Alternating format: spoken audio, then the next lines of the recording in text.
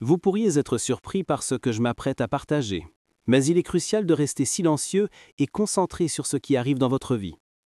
Vous regardez une autre vidéo exclusivement pour les élus. Si vous n'êtes pas l'un des élus, il est probable que vous ne regarderez pas cette vidéo jusqu'à la fin. N'hésitez pas à l'arrêter, car le contenu pourrait ne pas résonner ou vibrer avec votre âme ou votre esprit. Cependant, si vous êtes un véritable élu, vous comprendrez parfaitement tout ce que je suis sur le point d'expliquer. Je me tiens devant vous, élu, avec un message qui va enflammer le cœur même de votre être.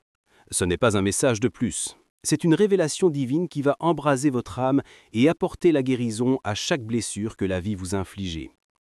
Aujourd'hui, nous nous embarquons dans un voyage à travers les feux de l'épreuve et de la souffrance. Un voyage qui vous mènera à la gloire que Dieu vous a destinée. Ce message est un appel aux armes, un cri de ralliement pour ceux qui ont été choisis par Dieu pour s'élever au-dessus des cendres du désespoir et revendiquer la victoire qui a déjà été gagnée pour vous. Écoutez attentivement, car les paroles que vous êtes sur le point d'entendre ne sont pas de simples mots. Elles sont le souffle même de Dieu, prononcé pour percer l'obscurité qui vous entoure et allumer en vous un feu qui ne peut être éteint. Vous avez peut-être été malmené par les tempêtes de la vie. Vous avez peut-être été mis à genoux par le poids de vos épreuves. Mais je vous déclare aujourd'hui que votre douleur n'est pas la fin de votre histoire. Elle est le début de votre témoignage. Le feu dans lequel vous êtes en ce moment n'est pas destiné à vous détruire, mais à vous affiner, à vous purifier et à vous préparer pour la grandeur que Dieu vous réserve. Ce message est pour les élus, ceux qui ont été appelés des ténèbres à sa merveilleuse lumière. Il est pour ceux qui ont ressenti la piqûre de la trahison, le poids de la déception et l'agonie de la perte. Il est pour ceux qui se sont demandé pourquoi un Dieu d'amour leur permettrait de traverser la vallée de l'ombre de la mort. Il est pour ceux qui ont crié dans la nuit « Pourquoi mon Dieu? Pourquoi moi ?» Si c'est votre cas, je veux que vous sachiez que vous n'êtes pas seul. Dieu est avec vous, et il est sur le point de transformer votre douleur en raison d'être, vos épreuves en triomphe, et votre souffrance en une histoire de force et de victoire surnaturelle. Accueillez la parole de sagesse. Bienvenue à cette parole de sagesse. Si ce n'est pas déjà fait, abonnez-vous, aimez la vidéo et activez les notifications pour rester à jour avec la parole de Dieu. Je me tiens devant vous aujourd'hui pour déclarer que vos épreuves ne sont pas vaines. Elles sont un plan divin pour une plus grande percée. L'épreuve de votre foi n'est pas une punition, c'est un processus.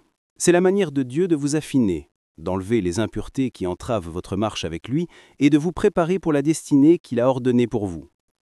Dans Jacques 1, 2 à 4, il nous est dit « Mes frères et sœurs, considérez comme un sujet de joie complète les diverses épreuves auxquelles vous pouvez être exposés, sachant que la mise à l'épreuve de votre foi produit la persévérance. Mais il faut que la persévérance accomplisse parfaitement sa tâche afin que vous soyez parfaitement qualifiés, sans défaut, et qu'il ne vous manque rien. » Second 21. Cette écriture n'est pas une suggestion, c'est un ordre. Dieu nous dit de nous réjouir dans nos épreuves parce qu'elles travaillent pour notre bien. L'épreuve de votre foi nous produit en vous quelque chose de bien plus précieux que l'or, elle produit la persévérance, le caractère et l'espoir. Mais soyons honnêtes, lorsque vous êtes au milieu d'une épreuve, la joie est souvent la dernière chose à penser. Lorsque les factures s'accumulent, lorsque le diagnostic est sans appel, lorsque la relation se délite, il est difficile de voir la valeur dans la douleur. Mais je veux que vous changiez de perspective aujourd'hui. Je veux que vous voyiez vos épreuves à travers les yeux de la foi. Ce que vous traversez n'est pas seulement à propos de vous, c'est à propos de ce que Dieu est en train de faire en vous. Il est en train d'étirer votre foi, d'élargir votre capacité à croire, et de vous préparer pour un niveau de gloire que vous ne pouvez pas encore comprendre. Pensez à un muscle. Il ne se développe que lorsqu'il est étiré, lorsqu'il est poussé au-delà de sa capacité actuelle. De même, votre foi ne grandit que lorsqu'elle est mise à l'épreuve, lorsqu'elle est étirée au-delà de ce que vous pensiez pouvoir endurer. Et tout comme un muscle devient plus fort après avoir été sollicité, votre foi deviendra plus forte après avoir été éprouvée. Dieu utilise vos épreuves pour développer en vous des muscles spirituels, pour vous rendre fort dans le Seigneur et dans la puissance de sa force. La douleur n'est pas vaine, élu. Ne méprisez pas la douleur que vous traversez. C'est une préparation divine pour un plus grand dessein. Votre douleur n'est pas vaine, elle fait partie du processus que Dieu utilise pour vous façonner en la personne qu'il vous a appelé à être. Regardez la vie de Joseph. C'était un jeune homme avec un rêve, mais avant que ce rêve ne devienne réalité, il a dû traverser une série d'expériences douloureuses. Joseph a été trahi par ses propres frères, vendu comme esclave, faussement accusé d'un crime qu'il n'avait pas commis et jeté en prison. Mais à travers tout cela, Dieu était avec lui. Ce qui ressemblait à une série d'événements malheureux était en réalité un plan divin. Dieu utilisait ces expériences douloureuses pour préparer Joseph au moment où il entrerait dans sa destinée en tant que dirigeant de l'Égypte.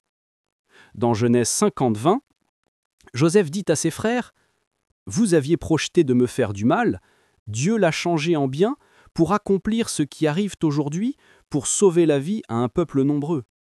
Ce que l'ennemi a voulu faire pour le mal, Dieu l'a utilisé pour le bien. Votre douleur, comme celle de Joseph, n'est pas destinée à vous briser. Elle est destinée à vous bâtir.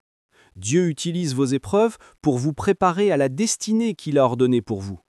Chaque larme que vous versez, chaque déception que vous affrontez, chaque revers que vous endurez est en train de vous façonner, de vous modeler et de vous préparer pour la grandeur qui vous attend. Dieu est avec vous dans le feu. Je suis ici pour vous rappeler que vous n'êtes pas seul dans votre douleur. Dieu est avec vous dans le feu, et il ne vous quittera ni vous abandonnera jamais. Dans le psaume 34, 18, la Bible dit « L'Éternel est proche de ceux qui ont le cœur brisé, et il sauve ceux qui ont l'esprit dans l'abattement. » Dieu n'est pas distant de votre douleur, il est là, au milieu de celle-ci, vous tenant, vous réconfortant et vous donnant la force d'endurer. Pensez à l'histoire de Shadrach, Méshach et Abed-Négo.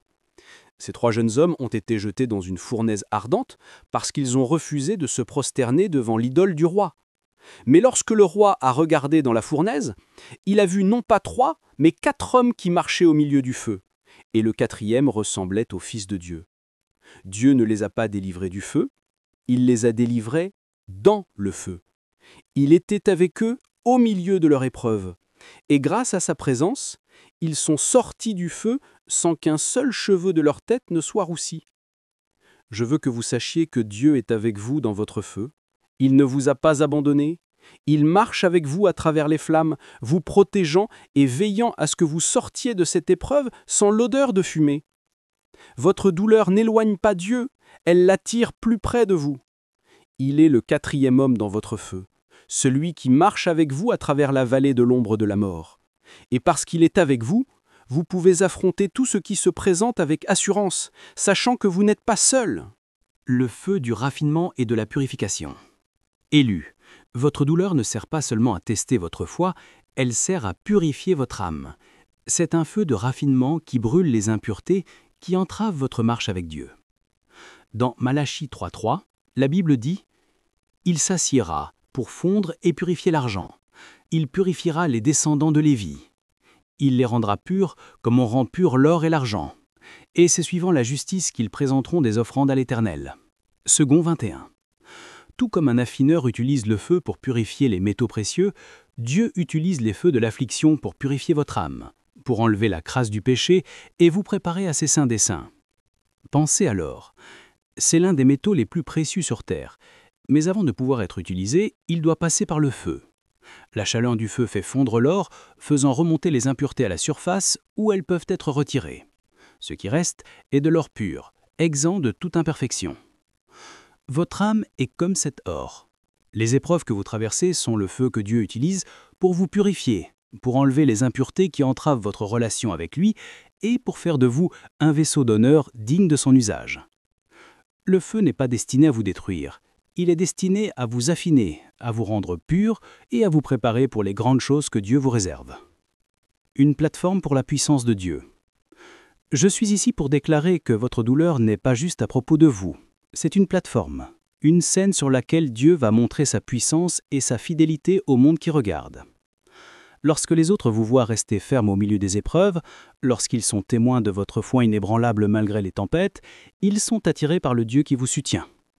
Dans 2 Corinthiens 12.9, l'apôtre Paul écrit « Mais il m'a dit, ma grâce te suffit, car ma puissance s'accomplit dans la faiblesse. Aussi je me montrerai bien plus volontiers fier de mes faiblesses, afin que la puissance de Christ repose sur moi. » Second 21. Votre souffrance amplifie votre témoignage, car elle montre au monde que votre force ne vient pas de vous-même, mais de Dieu. Dans votre faiblesse, sa puissance est rendue parfaite. Votre douleur est un témoignage en devenir. C'est un témoignage au monde de la fidélité, de la puissance et de l'amour de Dieu. Lorsque les autres verront comment vous avez enduré, comment vous vous êtes accroché à votre foi en milieu de vos épreuves, ils seront attirés par le Dieu qui vous soutient. Votre souffrance n'est pas vaine. C'est une plateforme que Dieu utilise pour se glorifier et pour attirer les autres à son salut. Le prélude à votre percée. Élus, je veux que vous sachiez que votre souffrance n'est pas la fin de votre histoire. C'est le prélude à votre percée.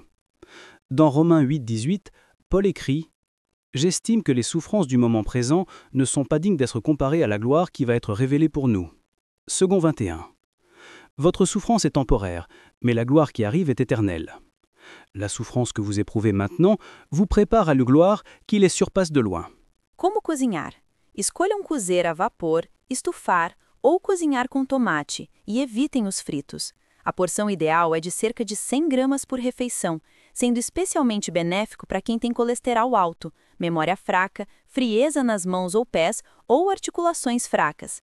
Depois de saberem disso, aposto que vão querer comer mais peixe na vossa dieta, não é verdade? 3. Lombo de porco, solomilho. Chegamos a um alimento que é muitas vezes mal entendido, o lombo de porco ou solomilho. Muita gente pensa que a carne de porco é toda gorda, mas o solomilho é, na verdade, uma das partes mais magras do porco. 100 gramas de lombo de porco tem cerca de 20 gramas de proteína de alta qualidade e muito pouca gordura. Para além da proteína, é um tesouro de nutrientes essenciais, como o ferro, o zinco e a vitamina B1. Estes nutrientes vitais têm um efeito fantástico. Melhoram o cansaço, aumentam a energia e fortalecem o sistema imunitário. Se estão na meia-idade, sentem-se cansados, pálidos ou com tonturas, pode ser sinal de anemia por falta de proteína e ferro. Adicionar lombo de porco à dieta é uma ótima forma de repor o sangue e fortalecer os músculos. Para o máximo proveito, cozinhe o lombo de forma leve e nutritiva. Um salteado com gengibre ou um estufado com legumes é fácil, saboroso e garante todos os nutrientes. Evitem os pratos de porco muito gordurosos, para não anular os benefícios da proteína com o excesso de gordura. Uma porção de 50 a 80 gramas por refeição é o ideal para vos dar satisfação sem vos deixar pesados ou com má digestão. Estão prontos para incluir a carne de vaca magra no dia a dia e aumentar a vossa energia? 2. Carne de vaca magra. A carne de vaca magra é uma fonte maravilhosa de proteína, pobre em gordura e rica em proteína, perfeita para quem quer manter a forma e a saúde. 100 gramas fornecem entre 20 e 25 gramas de proteína e é rica em ferro, zinco, vitamina B12 e creatina. Estes nutrientes são importantíssimos para fortalecer o sistema imunitário, combater a anemia e ajudar na recuperação muscular, prevenindo aquela perda de músculo que costuma vir com a idade. Em particular, o ferro na carne de vaca é o chamado ferro M, que o nosso corpo absorve com muito mais eficiência do que o ferro de origem vegetal. Isso é crucial para nós mais velhos, que muitas vezes temos sintomas de anemia, como pele pálida, tonturas ou cansaço fácil. A creatina também está presente na carne de vaca, um componente-chave para a síntese muscular, que aumenta a força e a resistência, ajudando-nos a manter uma vida ativa. Para aproveitar ao máximo, escolham cortes magros, por exemplo, o lombo ou a vazia. Formas saborosas e fáceis de digerir incluem estufar com tomate e cenoura para fazer uma sopa nutritiva ou saltear em fatias finas com cebola. Uma porção de 50 a 80 gramas por refeição é suficiente para garantir os nutrientes sem pesar no estômago ou com má digestão. Estão prontos para incluir a carne de vaca magra no seu dia a dia e aumentar a vossa energia? 1. Frango, peito e perna. E o vencedor, o número 1 na nossa lista de proteínas de mais alta qualidade, é a carne de frango, em particular, o peito e a perna. É uma escolha acessível, econômica e extremamente eficaz na nossa alimentação diária. O peito de frango é a verdadeira estrela. 100 gramas tem cerca de 30 gramas de proteína de alta qualidade e menos de 3 gramas de gordura. É a melhor opção para quem quer ganhar músculo e gerir o peso de forma eficaz. Já a perna de frango, coxa, é um pouco mais gorda, mas é mais macia e fácil de comer, sendo mais indicada para idosos com problemas dentários ou para quem prefere um sabor mais rico. Avancez aujourd'hui avec la connaissance que vous êtes choisi, vous êtes appelé, et votre foi, aussi petite soit-elle, est plus puissante que vous ne le réalisez. Restez connecté à Dieu, faites-lui confiance en toutes choses et laissez votre foi grandir jusqu'à devenir inébranlable. Vous êtes sur le point de voir la main puissante de Dieu agir dans votre vie de façon que vous n'auriez jamais cru possible. Votre foi de la taille d'un grain de moutarde grandira, et rien, absolument rien, ne vous sera impossible. Prière de foi. Prions cette prière de foi ensemble, comme une seule famille. Père céleste, Dieu tout-puissant d'Abraham, d'Isaac et de Jacob, nous nous présentons devant toi avec des cœurs remplis de respect et de révérence. Tu es le Dieu qui nous voit, le Dieu qui nous connaît et le Dieu qui nous aime au-delà de toute mesure. Père, nous nous tenons en présence de ton saint feu, sachant que tu es un feu dévorant, et nous te demandons de consumer tout doute, toute peur et toute douleur qui a pris racine dans le cœur de tes élus. Seigneur, tu as promis dans ta parole que notre souffrance n'est pas vaine, mais qu'elle produit en nous une gloire bien plus grande. Nous prions maintenant au nom puissant de Jésus que toute douleur, toute épreuve et toute tempête que traversent tes enfants soit transformée en un témoignage de ta fidélité et de ta puissance. Que leur douleur devienne la plateforme de leur percée, que leur souffrance enfante en eux une nouvelle force, une nouvelle espérance et une nouvelle vision pour l'avenir que tu as préparé pour eux. Père, nous déclarons que le feu qu'ils traversent n'est pas destiné à les détruire, mais à les raffiner, à les purifier et à les préparer pour la gloire à venir. Nous te prions de leur donner la force d'endurer, le courage de persévérer et la foi de voir au-delà de leurs circonstances présentes. Nous te demandons, ô Seigneur, de les soulever des cendres de leur douleur et de les placer sur le chemin de leur destinée. Nous parlons vie dans chaque situation qui semble morte et nous déclarons que la puissance de la résurrection coule en eux dès maintenant. Nous brisons toute chaîne de désespoir, toute entrave de peur et toute forteresse de doute au nom de Jésus. Nous décrétons que tes élus se relèveront de leur douleur plus forts, plus sages et plus oints que jamais. Que ton feu brûle tout ce qui n'est pas de toi et enflamme en eux une passion pour ton dessein. Père, nous te recommandons également ceux qui partageront ce message, ceux qui asseberont, aimeront et commenteront Amen à cette parole. Nous te demandons de les bénir abondamment pour leur obéissance et pour la diffusion de ta parole. Que leur vie soit remplie de ta faveur divine, de ta protection et de ta provision. Alors qu'ils partagent ce message, que ce soit une semence qui tombe en terre fertile, produisant une moisson de justice, de guérison et de percée dans la vie de tous ceux qui l'entendent. Seigneur, nous te prions que ce message soit diffusé avec puissance, qu'il perce les cœurs comme un marteau, brisant toutes les barrières et atteignant les profondeurs de l'âme de ceux qui ont besoin de l'entendre. Qu'il apporte le réconfort aux fatigués, l'espérance aux désespérés et la force aux faibles. Qu'il soit un phare de lumière dans l'obscurité, guidant ton peuple vers toi. Père, nous scellons cette prière au nom précieux et puissant de Jésus-Christ, notre Seigneur et Sauveur. Nous te remercions, Seigneur, d'avoir entendu notre prière et d'être déjà à l'œuvre dans le cœur et la vie de ton peuple. À toi soit toute la gloire, tout l'honneur et toute la louange, maintenant et pour toujours. Amen et Amen. Si ce message a touché votre cœur et que vous souhaitez soutenir notre mission de diffusion de la parole de Dieu, il y a un lien épinglé dans les commentaires ci-dessous. Aucun don n'est trop petit.